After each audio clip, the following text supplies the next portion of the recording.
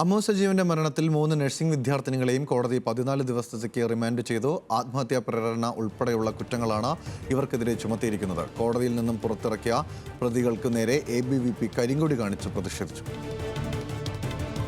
വിവരങ്ങളുമായി പത്തനംതിട്ടയിൽ നിന്നും ശ്രീരാജ് ബാബു ചേരുന്നുണ്ട്. ശ്രീരാജ്, വിശദാംശങ്ങൾ.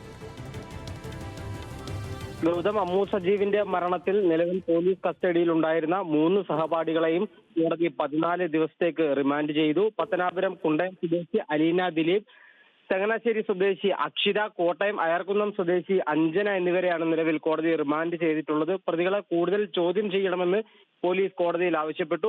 അതുപോലെ തന്നെ ജാമ്യം നൽകിയാൽ പ്രതികൾ തെളിവ് നശിപ്പിക്കാനുള്ള സാധ്യതയുണ്ടെന്നും അതുപോലെ തന്നെ കേസിൽ ഇടപെടാനുള്ള അല്ലെങ്കിൽ ഇതിൽ കൃത്യമായ അന്വേഷണം നടക്കാതിരിക്കുന്ന രീതിയിൽ പ്രതികൾ ഇടപെടാനുള്ള സാധ്യതയുണ്ടെന്നും പോലീസ് കോടതിയെ അറിയിച്ചു. ഈ വാദങ്ങളെല്ലാം തന്നെ കോടതി അംഗീകരിച്ചുകൊണ്ടാണ് 14 ദിവസത്തേക്ക് നിലവിൽ പ്രതികളെ റിമാൻഡ് ചെയ്തിരിക്കുന്നത്. വലിയ പ്രതിഷേധം വിദ്യാർത്ഥി സംഘടനകളുടെ ഭാഗത്തു നിന്നെല്ലാം കോളേജ് മാനേജ്മെന്റിനെതിരെയും അതുപോലെ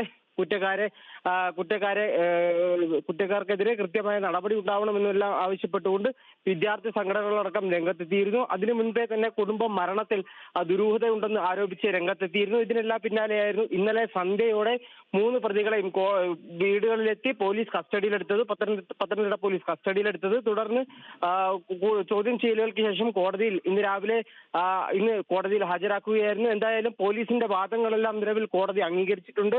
പ്രതികളെ റിമാൻഡ് ചെയ്യണമെന്ന് പോലീസിന്റെ വാദം കോടതി അംഗീകരിച്ചു. അതുപോലെ തന്നെ ജാമ്യം നൽകിയാൽ പ്രതികൾ തെളിവ് നശിപ്പിക്കാനുള്ള സാധ്യതയുണ്ടെന്നും അന്വേഷണം തടസ്സപ്പെടുത്താൻ ഇടപെട്ടേക്കുമെന്നും പറഞ്ഞു. അതുപോലെ തന്നെ പോലീസ് കോടതി അറിയിച്ച മറ്റൊരു പ്രധാനപ്പെട്ട കാര്യം, കേസിന് കരുതുന്ന തരത്തിലുള്ള അല്ലെങ്കിൽ വിചാരിച്ച തരത്തിലുള്ള ഗൗരവമല്ല, കൂടുതൽ ഗൗരവമുള്ള ഒരു കേസാണിത് എന്നുള്ള വാദവും പോലീസ് കോടതിയെ അറിയിച്ചു.